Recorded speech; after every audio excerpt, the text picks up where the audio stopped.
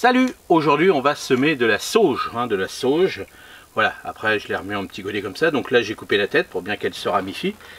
Donc là maintenant, donc c'est comme ça que je fais, je l'ai fait en micro-motte.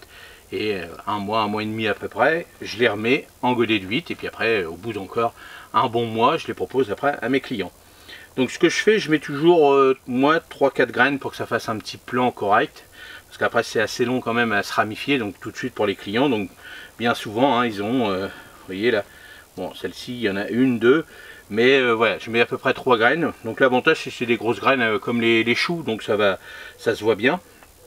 Et puis bon, la sauge elle va le germer à peu près au bout d'une semaine, 10 jours à peu près.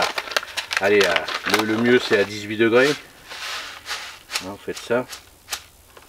Donc vous voyez, c'est des grosses graines comme ça. Voilà. Et puis on y va. Alors on dit toujours, avoir une sauge dans son jardin ne voit pas le médecin. Donc la sauge, on fait pas mal de choses avec. Mais surtout en cuisine, c'est très très bon. Tout ce qui va être gibier, tout ce qui va être ragoût, les choses comme ça. Mais on fait encore d'autres choses. Je vais vous dire, la petite sauge, puis c'est joli, cette petite fleur bleue comme ça. C'est très très très joli.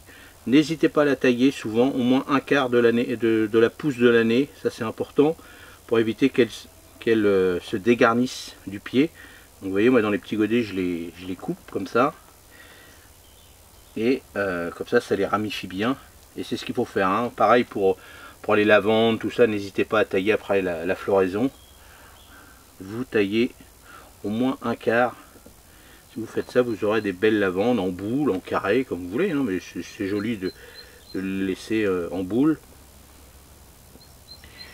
Et alors la sauge, ça se plante dans un sol pareil, comme les lavandes. Ça a besoin d'un sol bien drainé, au soleil. Évitez les sols compacts avec de l'argile, trop d'argile. Donc vous mélangez, vous faites moitié-moitié de terreau, moitié argile.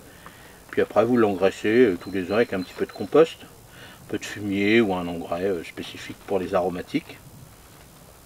Mais après la sauge c'est pas délicat, c'est juste un petit peu l'humidité qu'elle aime pas.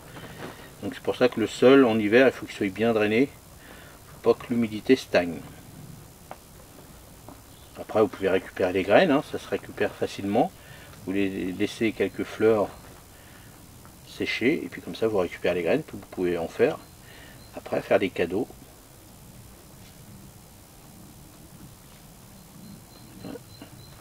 Alors moi j'en mets un petit peu plus parce que la graine là commence à être un petit peu... Mais bon, la sauge tient bien quand même, mais je veux que ça pousse sûr. Donc si j'en ai de trop, après je retire. Je sais plus quand est-ce que je vais acheter ça. Ça fait déjà un bon bout de temps. Mais c'est pas marqué, comme ça on est tranquille. Mais voilà. Hop. Donc là j'ai fait une centaine de micro-mottes, c'est bien pour moi parce que j'en ai encore à la pépinière.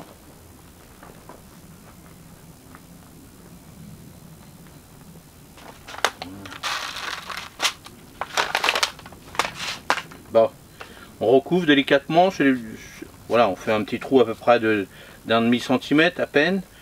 Et puis après on recouvre, on met la graine, puis après on recouvre, donc là c'est suffisant. Bon, moi je vais la laisser sur mes petits tapis chauffants, tranquille. Là comme maintenant il y a un petit peu de chaleur dans la journée, c'est un petit peu, là il fait 21, là c'est pour ça que je suis en t-shirt. Et donc là je vais l'arroser, puis je vais la mettre ici, puis je vais vous tenir au courant pour cette petite sauge.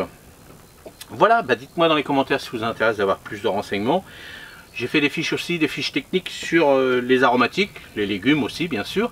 Mais les aromatiques, vous avez plein de conseils, comment les cultiver, comment les semer, tout ça aussi, avec des beaux schémas. Si vous vous intéressez à toute la gamme de plantes aromatiques, vous savez que je suis producteur de plantes aromatiques, donc je peux vous donner des bons conseils. Et j'ai réalisé justement des belles fiches dessus, vous allez voir, c'est beaux schémas, comment les utiliser en cuisine, en médecine et autres. Vous avez pas mal d'informations là-dessus. Allez, à la prochaine. Salut, merci.